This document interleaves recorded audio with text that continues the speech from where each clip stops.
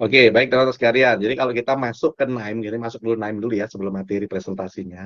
Teman-teman kalau masuk Nime ya, jadi Nime ini sebenarnya adalah salah satu tools ya, dia low code data science tools yang sebetulnya dia sudah embedded dengan kemampuan generatif AI ya, generatif AI ya. Jadi ada Nime AI-nya di situ gitu ya.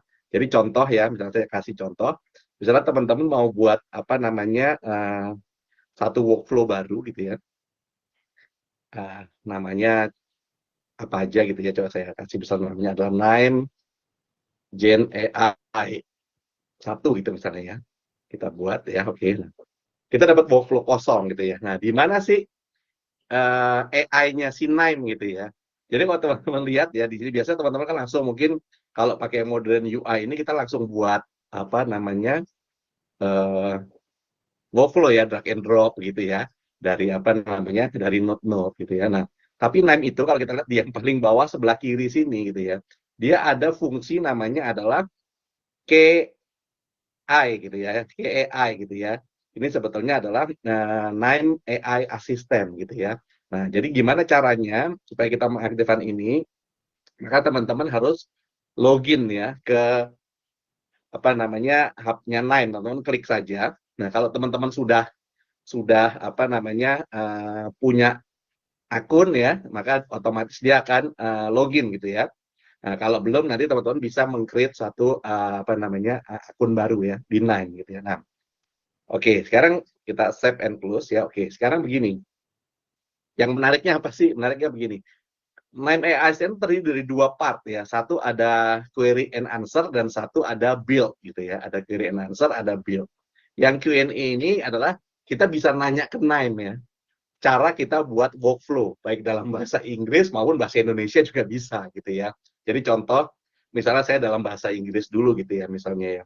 Saya mau buat workflow yang intinya adalah read misalnya read file misalnya Parky gitu ya. Read apa namanya Parky file gitu misalnya ya. Kemudian saya mau melakukan misalnya uh, uh, decision tree gitu ya, learning apa namanya, kemudian predict decision tree ya. Jadi kita read parquet file, kemudian kita partition ya kan, partition the data gitu ya. Ini saya sebelah kiri ya, partition the data, kemudian use misalnya decision tree to learn and predict ya the data misalnya gitu ya. Nah, kata-katanya nggak terlalu benar apa nulisnya juga nggak apa-apa, maka kita akan request ke si siapa namanya Nime AI Assistant. Maka dia ngasih tahu kita nih, ya apa yang harus kita lakukan ya. Jadi contoh dia kasih jawaban satu, kita harus menggunakan Parquet Reader ya untuk membaca Parquet filenya. Kemudian kita partitioning datanya ya menggunakan apa namanya appropriate node ya. Kemudian apa namanya use decision tree ya dan kemudian decision tree untuk predict gitu ya. Nah ini, nah jadi ini adalah pilihan-pilihannya yang kita apa namanya kita dapatkan. Coba kita tanya lagi dalam bahasa Indonesia gitu ya.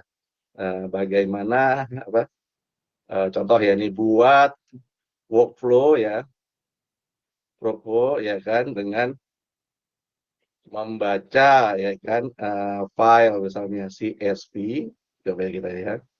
Kemudian dilakukan partisi, kemudian gunakan decision tree untuk mempelajari dan mempredik data gitu misalnya gitu ya. Nah, kita kasih lagi kan. Nah, dia akan ini dalam bahasa Indonesia ya. Nah, dia akan apa kasih jawaban juga gitu ya dan nah, kadang-kadang malah kita pakai bahasa Indonesia karena pertanyaannya lebih betul gitu ya. Malah dia ngasih notes ya yang lebih tepat gitu ya. Jadi pertama gunakan CSV, kita bisa tarik nih CSV-nya gitu ya. Kemudian partitioning gitu ya. Nah, misalnya gitu ya. Kemudian dari sini kita lakukan misalnya decision tree yang learner gitu misalnya kan ya. Nah, ini ada petunjuknya ya. Kemudian kita baru yang prediktornya. Ini contohnya ya. Contoh begini. Nah, jadi satu yang Q&A itu mempermudah kita ya dalam melakukan sesuatu gitu ya. Nah, sekarang bagaimana yang build gitu ya. Nah, yang build ini lebih unik gitu ya sebetulnya ya. Jadi teman-teman kalau lihat contoh misalnya, saya ambil contoh di sini, misalnya saya ambil satu apa ya, contoh ambil satu uh, sampel data aja ya misalnya ya. Ini data yang teman-teman mungkin familiar juga, ada namanya adult CSV dia. Ini kalau kita run ya, ini ada data mengenai survei mengenai income gitu ya. Survei mengenai income, ya ada income, survei.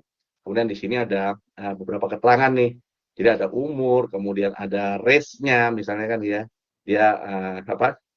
Rasnya misalnya black, white ya atau Asian gitu ya. Kemudian ada seksnya dan seterusnya gitu ya. Nah, sekarang saya mau menggunakan yang build ya.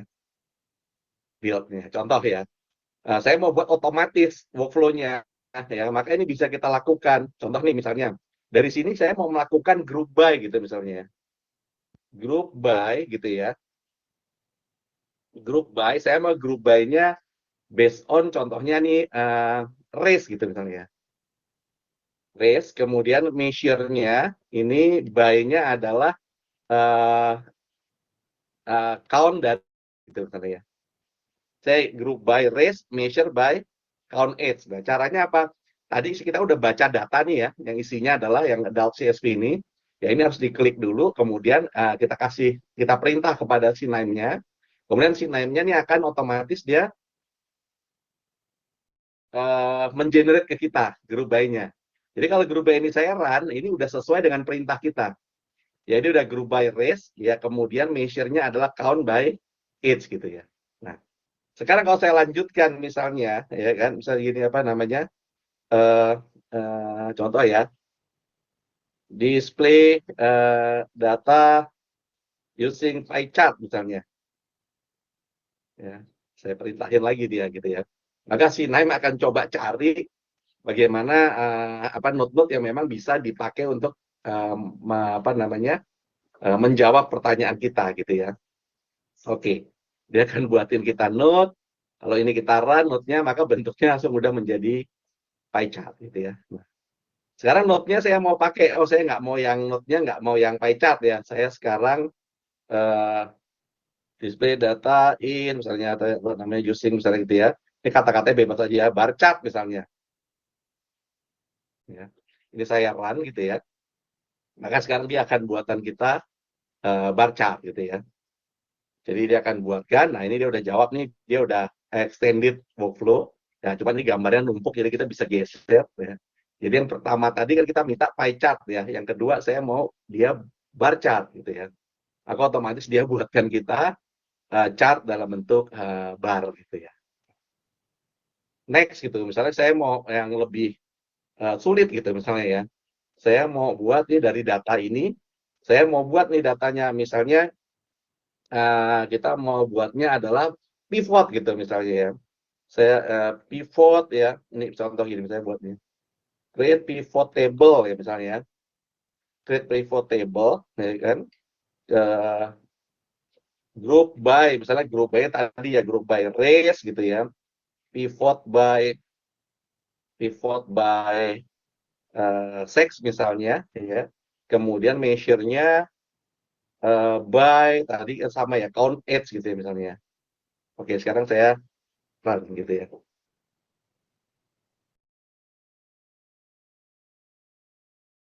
Oke, nah dia udah buatkan, ini tapi dia gambarnya numpuk, jadi kita tarik. Ini pivotnya kalau kita run, pivotnya udah sesuai dengan yang kita minta, ya. Jadi untuk case-case yang perintah-perintah yang sederhana dan dia mengerti, ya, kita bisa minta ini dia mendisplay datanya gitu ya, atau membuat apa namanya workflow-nya secara otomatis ya. Perintah kita bisa digunakan di any language karena dia punya LLM yang bebas gitu ya. Nah, ini adalah contoh LLM yang dimiliki atau AI assistant yang dimiliki oleh Nine gitu ya. Nah, masalahnya kita tahu nih penggunaan LLM tidak hanya sebatas itu karena semua teman-teman pasti sudah tahu gitu ya. Kita biasa menggunakan contoh kita pakai ChatGPT itu dari OpenAI gitu ya. Nah, itu kalau LLM-nya mau yang memang contoh dia apa namanya cloud base ya. Nah, cuman kadang-kadang oke, cloud base dan kalau mau yang canggih biasanya berbayar. Nah, kalau LLM yang nggak berbayar selain OpenAI siapa lagi? Oh, ada, contohnya adalah Hugging Face, itu juga cloud tapi free gitu ya, kita bisa pakai. Tapi kalau ternyata oh saya nggak boleh nih untuk data-data internal, saya nggak boleh pakai large language model atau LLM yang ada di cloud. Saya mau pakai yang lokal, maka saya bisa pakai yang namanya adalah GPT for all gitu ya. Nah, Nime itu punya kemampuan untuk connect ke berbagai macam tipe large language model atau generative AI ya. Nah, nanti case-case-nya saya akan bahas, ada materi mengenai itu, cuman kita nggak akan praktek hari ini gitu ya, karena ini sebetulnya siapapun bisa melakukan gitu ya. Nanti mungkin di akhir-akhir training, kalau ada waktu kita coba beberapa, tapi kalau tidak sempat nanti kita akan coba di apa namanya pada saat course yang advance gitu ya. Nah, tapi sebetulnya ada rahasia lain gitu ya. Bagaimana akhirnya kita membuat, jadi kalau kita misalnya menggabungkan workflow kita ya, tadi kalau yang saya tunjukkan ini kan menggunakan AI-nya Nime untuk mengenerate workflow. Nah, sekarang kalau kemudian kita mau akhirnya kita mau Nime-nya connect ke LLM ya, large language model gitu ya, supaya kita bisa melakukan suatu hal yang canggih. Oke ya, artinya jadi seakan-akan sekarang kita bisa buat sesuatu yang lebih canggih lagi gitu ya, karena workflow kita, machine learning kita connect ke large language model. Nanti use case-nya kita akan bahas gitu ya. Nah, tapi sebetulnya kalau kita mau buat lebih outstanding lagi gitu ya, ada cara lain yang ini yang sangat jarang sebetulnya dikuasai oleh teman-teman di terutama di Indonesia gitu ya. Nah, ini biasanya dikuasai hanya oleh konsultan-konsultan bisnis gitu ya. Nah, sementara sekarang kita udah canggih-canggih tuh punya machine learning ya, nyambung ke LLM ya. Kemudian bagaimana membuat ini lebih advance lagi. Nah, ilmunya adalah dengan bagaimana kita memasukkan business framework ke dalam sistem kita. Nah, itu juga akan kita pelajari hari ini gitu ya. Oke, jadi sebelum kita belajar bagaimana memasukkan business framework, karena kita sering ngomong LLM, ya, large language model, maka kita akan masuk ke materi apa namanya yang berhubungan dengan use case generatif AI ya, terutama yang berhubungan sama LLM yang bisa kita lakukan nanti di Nine ya. Tapi sekali lagi kita nggak praktek hari ini, prakteknya nanti mungkin di akhir atau mungkin di session advance ya, karena kita masih banyak materi lagi yang memang harus kita apa namanya uh, kita pelajari ya. Jadi sekarang udah pertemuan ke-17, sementara kita masih punya materi lagi mengenai yang GIS, menggunakan NIME, kemudian ada namanya RFM, dan ada namanya nanti association ya. Paling nggak 3 materi itu yang menjadi mandatory untuk yang apa namanya basic skill ya. Nah, kalau yang LLM ini paling nggak kita tahu bahwa punya kemampuan ini.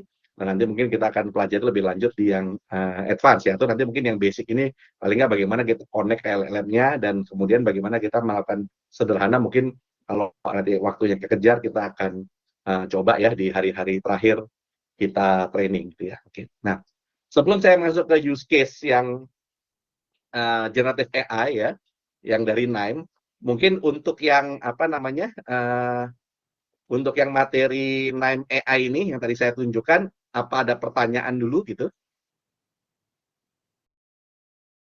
Ya, jadi teman-teman gampang caranya. Jadi caranya adalah pertama ini apa namanya uh, masuk ke apa menunya ya, kemudian nanti teman-teman login. Kalau belum login, artinya belum punya akun di Nime-nya, teman-teman mungkin bisa daftarkan apa namanya akun teman-teman. Once bisa login, maka kita bisa punya fasilitas untuk Nime AI ini. Dan sekali lagi ini ada dua ya, ada Q&A dan ada build. Kalau Q&A adalah kita nanya, nanti dia akan kasih tahu caranya kita buat workflow-nya, kemudian dia akan kasih tahu juga note-note apa yang bisa kita pakai gitu ya, yang memang node-nya sudah terinstall di tempat kita. Nah, kalau yang build ini, maka kita gunakan AI-nya untuk otomatis dia mengenerate workflow ya. Tadi udah saya demokan. Baik teman-teman, mungkin ada pertanyaan dulu sehubungan dengan apa namanya yang tadi Nime AI-nya. Kalau nggak ada, kita akan lanjut ke materi apa namanya use case ya, yang bisa Nime lakukan dengan cara dia connect ke generatif AI ya, khususnya kita bahas hari ini adalah yang LLM ya, large language model gitu ya. Anda mungkin yang tadi yang Nime AI-nya mungkin teman-teman bisa coba gitu ya. in some case sebenarnya cukup membantu gitu ya. Walaupun apa namanya untuk yang sangat kompleks biasanya tetap lebih lebih apa namanya lebih praktikal untuk kita buat langsung ya. Oke. Baik, sekarang kita akan masuk ke materi NIME Generative AI atau NIME Gen AI ya. Nah, kita nggak akan praktek, cuman kita akan lihat case-case apa gitu yang bisa dilakukan dan kemudian nanti ada materi lagi untuk akhirnya kita bagaimana memasukkan business knowledge ya atau business framework ke sistem kita gitu ya. Baik untuk generative AI, jadi ada beberapa use case nih ya yang bisa kita lakukan ya. Jadi karena tadi Nine bisa connect ke generative AI ya, nanti kita bahas belakangan apakah itu menggunakan apa namanya OpenAI, ChatGPT gitu ya, atau kemudian Hugging Face, atau kemudian kita gunakan apa namanya GPT for all itu yang bisa lokal gitu ya, yang artinya datanya berarti kita nggak perlu upload ke apa ke ke cloud gitu ya. Cuman teman-teman bayangkan begini, kalau teman-teman biasa pakai apa namanya uh, ChatGPT gitu ya biasanya kan, maka teman-teman kan nanya ke ChatGPT, ChatGPT menjawab dengan keilmuannya dia gitu kan, dengan pre-trainnya dia jawab. Nah, sekarang tapi LLM bisa nggak kalau misalnya gini, saya mau masukin data itu bentuknya PDF gitu, kemudian saya mau jawab based on apa yang ada di PDF. Nah itu juga bisa dilakukan oleh si apa namanya si LLM gitu, ya kan? Nah, nanti kalau mau yang lebih canggih lagi gitu ya, misalnya ada beberapa apa namanya kita mau menggunakan hasil-hasil report analisis yang nanti juga akan dibaca oleh si LLM-nya, itu juga memungkinkan ya. Oke, kita akan lihat nih case-case umum yang bisa dilakukan oleh NIME gitu ya. Jadi satu ya yang menggunakan LLM generative AI ya. Jadi satu generative AI use case yang paling umum itu dia dipakai untuk melakukan data cleansing dan data preparation.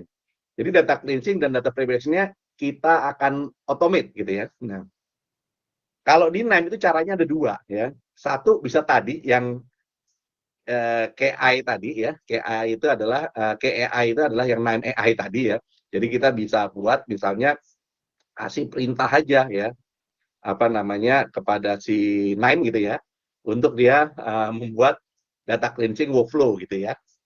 Nah, yang kedua adalah kita menggunakan AI extension karena si NIME itu kan dia punya AI extension yang nanti bisa kita konekkan ya kepada generative AI provider.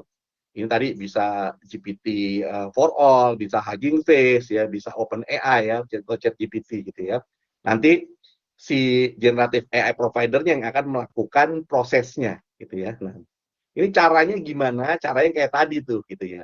Nah, kita masuk ke AI ya pilih yang bagian build, tapi ingat pertama kita harus masukin datanya dulu ya, kita connect ke data mana dulu baru kita perintah ya, karena dia akan apa menjawab based on data yang di read oleh si NIME-nya gitu ya. Nah, prompt-prompt yang bisa dilakukan apa contohnya?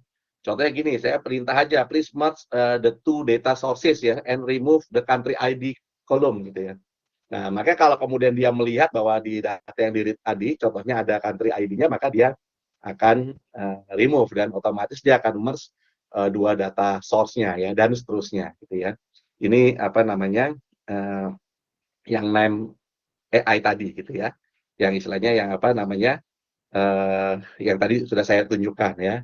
Nah, jadi bisa dua ya. Satu bisa membuat workflow-nya kita menggunakan AI, atau yang kedua kita connect ke LLM, kemudian LLM itu yang kita perintahkan untuk cleansing data. Caranya gimana? Nanti kita akan kita nggak praktek hari ini, coba nanti kita akan lihat di kelas advance gitu ya sebenarnya caranya seperti apa.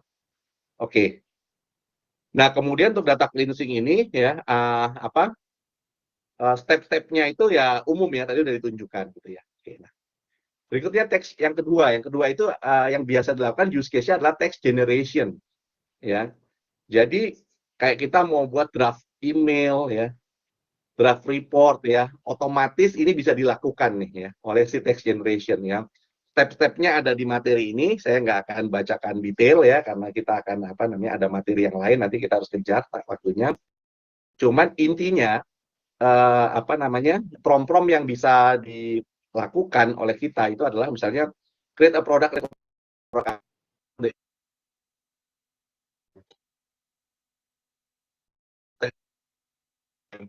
Nah, kita nyambung LLM, kemudian LLM kita pakai untuk dia bisa product recommendation list, ya kan. Ya. Atau kita bisa generate detail response ya for customer inquiry gitu ya. Nah, ini artinya teksnya itu bisa auto di-generate oleh si LLM-nya. Ini contoh apa namanya workflow-nya gitu ya. Workflow-nya Nime ya, apa namanya bagaimana kita membuat akhirnya bisa membuat text generation based on generative AI gitu ya. Nah, ini workflow yang lebih besar ya. Jadi ini contoh workflow dia scrap ya top 10 question dari Stack Overflow ya. Kemudian nyambungnya ke ChatGPT ya untuk mengenerate human like answer gitu ya. Ini nyambungnya ke ChatGPT gitu ya. Jadi nyambungnya bisa macam-macam ya. Bisa ke ChatGPT, bisa juga ke apa namanya yang lain ya. Nah, ini kalau memang ini karena datanya sama-sama dari eksternal, maka kita boleh gitu ya menggunakan ChatGPT,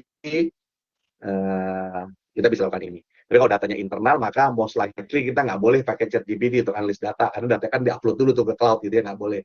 Maka kita nanti pakainya GPT for all. Gitu. Oke, ini contoh yang text generation. Next, yang biasa lagi dilakukan adalah melakukan sentiment analysis gitu ya. Jadi kalau sentiment analysis selama ini kalau teman-teman misalnya buat pakai apa namanya coding atau apapun itu kan kita apply apa NLP dan sebagainya gitu ya.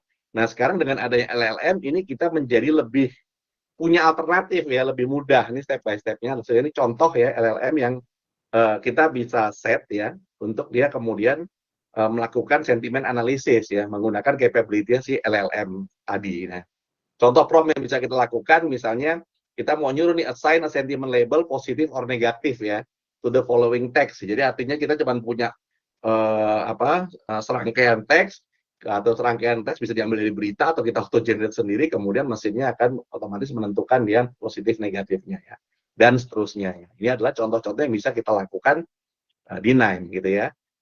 Jadi kalau buat sentimen analisis sekarang menjadi lebih mudah gitu ya. Nah, kalau sentimennya misalnya, oke, kenapa kita katakan lebih mudah? Karena si LLM ini cukup mengerti bahasa any language gitu ya. Jadi kalau dulu kita bingung kalau bahasa Indonesia, waduh sentimennya kebanyakan jadinya netral-netral semua gitu ya. Tapi karena sekarang dia udah ngerti any language gitu ya, jadi menjadi lebih mudah dan dia pre-train gitu ya. Jadi sudah dilatih menggunakan bahasa-bahasa yang umum gitu ya. Itu yang sentimen. Nah, next case lain yang umum dilakukan adalah namanya text summarization. Nah, jadi kalau kita punya teks nih contoh ya, kita mau summarize CV gitu ya. Misalnya saya punya kumpulan CV, ada 100 CV. Maka saya mau summarize ya kan. Jadi dari apa namanya CV tersebut gitu ya. Yang supaya kita bisa langsung apa namanya uh, gampang. Jadi artinya saya nggak perlu cek satu-satu gitu ya. Jadi CV-nya langsung di summarize, kemudian kita bisa make question based on CV tersebut. Atau kalau case lain misalnya, ini contoh kita mau summarize the statistical analysis method ya, use in the clinical trial for misalnya drugs ini XYZ gitu ya.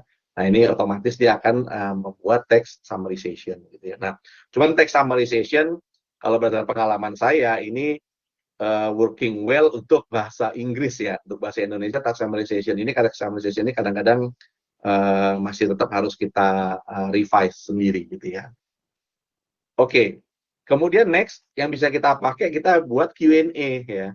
Jadi Q&A itu contohnya adalah kita bisa men-set misalnya macam-macam nih. Misalnya Q&A-nya based on PDF. Jadi saya punya misalnya contoh nih teman-teman yang lagi saya ngambil kuliah, saya ngambil master dan sebagainya gitu ya. Saya masukin deh materi-materi saya, ada dokumen, ada docs, ada dokumen ya dalam bentuk PDF, dokumen dalam bentuk mungkin apa namanya Word ya dan sebagainya, sehingga saya bisa nanya ke dokumen itu ya.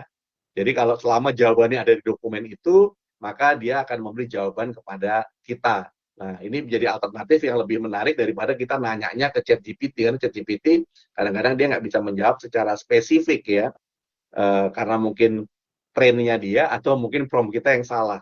Tapi kalau kita batasi bahwa kita hanya menjawab dari buku-buku yang kita atau file-file materi yang kita upload gitu ya, maka jawabannya kan hanya dari situ. Kalau nggak ketemu dia akan ngasih tahu nggak ketemu gitu ya. Atau kalau kita mau kalau nggak ketemu maka cari di luar gitu ya, atau cari di apa namanya, menggunakan GPT yang lain tidak di dokumen itu juga bisa di-set sebagai berikut ya. Ini yang apa namanya, Q&A, kita bisa buat seperti itu. Nah, next yang umum juga menggunakan language translation. Ya, ini contoh ya. Jadi kalau kita mau translate ya ini workflow-nya cukup sederhana kalau di apa namanya eh, di Nine ya. Ini connect-nya ke OpenAI, berarti ke ChatGPT. Jadi kalau credential itu biasanya user password kita gitu dan API kita set di situ. Kemudian apa? Dia cuma yang penting ada terkonek ke AI-nya, kemudian kita punya table ini bisa kita buat daftar pertanyaan atau kita bisa buat daftar cerita atau kemudian mungkin bukan table creator tapi ada suatu proses ya yang kemudian kita bisa apa namanya uh, menggunakan ini otomatis menjadi language translation. Nah, kalau saya umumnya pakai ini untuk apa? Karena gini, kalau pakai bahasa Indonesia text summarization kadang-kadang nggak betul gitu ya. Jadi biasanya kalau kita punya bahasa Indonesia, kita translate dulu ke Inggris, kita text summarization, kemudian ditranslate lagi ke Indonesia gitu ya. Sehingga akhirnya kita bisa mendapatkan text summarization dalam bentuk bahasa Indonesia, tapi sudah lebih bagus ya dibanding kita langsung melakukan text summarization di bahasa Indonesia. Itu contohnya. Gitu ya. Oke, dan yang ketujuh ini ada namanya topik modeling gitu ya. Jadi topik modeling itu contohnya apa sih gampangnya ya. Jadi topik modeling itu artinya kita bisa baca data, tadi data bisa macam-macam, bisa baca dari data, bisa baca dari file PDF, bisa baca dari web dan sebagainya intinya ya. Kemudian kita kasih prompt, misalnya nih cluster similar product based on their description ya. Highlight the common themes. Nah, ini kan sesuatu yang unstructured data ya. Jadi clusteringnya based on similarity dari product description. Ya. Kemudian dia akan highlight apa namanya description yang mirip gitu ya. Itu contoh ya. Dan seterusnya. Ini kita bisa pakai ini masuk kategori topik modeling. Nah, jadi artinya apa? Saat ini ya menjadi lebih mudah buat kita gitu ya data baik yang structure maupun yang structure dengan hadirnya LLM ini dan kebetulan Naim bisa connect ke situ. Nah, atau kombinasi dari keduanya gitu ya. Nah, satu contoh gitu ya misalnya ini untuk topik modeling ini contoh workflow-nya gitu ya. Cuma saya mau kasih contoh yang misalnya contoh ini. Di organisasi kita misalnya kita nggak boleh nih karena datanya data prosedur, kecuali di PAMA punya data prosedur internal atau data apalah misalnya ketentuan atau mungkin ada teknik-teknik tertentu yang rahasia gitu ya, yang misalnya orang di luar PAMA nggak boleh tahu gitu ya. Maka data ini tidak boleh sampai terkirim ke cloud. Nah, kalau kita gunakan contohnya itu ChatGPT gitu ya, maka saya suruh ChatGPT menganalisis contoh satu file PDF ya. Contoh file PDF sederhana deh, misalnya itu PDF mengenai teknik-teknik membuat kopi lah contohnya, membuat minuman kopi dan sebagainya itu saya masukin. Tapi anggap aja ini filenya rahasia nih. Kalau saya pakai chat GPT, maka sebetulnya file ini akan diupload dulu tuh ke cloud. Kemudian akan dibaca oleh si chat GPT-nya di cloud gitu ya. Nah, based on itu baru si chat GPT yang memberi jawaban. Nah, kalau di organisasi kita misalnya nggak boleh nih, nggak boleh filenya keluar. Makanya bisa kita lakukan apa? Kita cari pre-train GPT yang atau pre-train LLM misalnya yang bisa kita download lokal. Jadi kita taruh di lokal komputer kita atau lokal server sehingga data kita tidak perlu diupload ke apa namanya cloud dulu ya untuk melakukan analisis ya. Nah ini contoh yang kita buat, namanya kita konekkan kepada GPT for all namanya. Jadi GPT for all itu ini adalah satu apa ya namanya satu LLM yang pre-train ya, yang memang kita bisa download lokal ya, namanya GPT for all. Kalau kita contoh ya, ini kita buat di contoh di sini adalah kita masukkan materi mengenai teknik buat kopi gitu ya. Nah, kemudian kita bisa buat kayak chatbot. Saya jadi bisa nanya nih ke si siapa namanya ke sistem kita nih ya. Jadi kita bilang misalnya you are an AI expert in the coffee machine gitu ya. Ini coffee machine ini adalah tipenya misalnya barista express sekian sekian sekian atau misalnya kita punya buku petunjuk mengenai satu DT tertentu misalnya gitu atau satu ban tertentu gitu ya. Knowledge base-nya kita masukkan kemudian kita bisa nanya ya based on knowledge yang kita masukkan tadi ya, menggunakan seperti atau bahasa kita uh, dari suatu bagaimana saya ya atau uh, ini apa namanya gitu ya. Ini maka teman-teman di kompetitor juga bisa melakukan gitu ya. Kenapa? Karena hari ini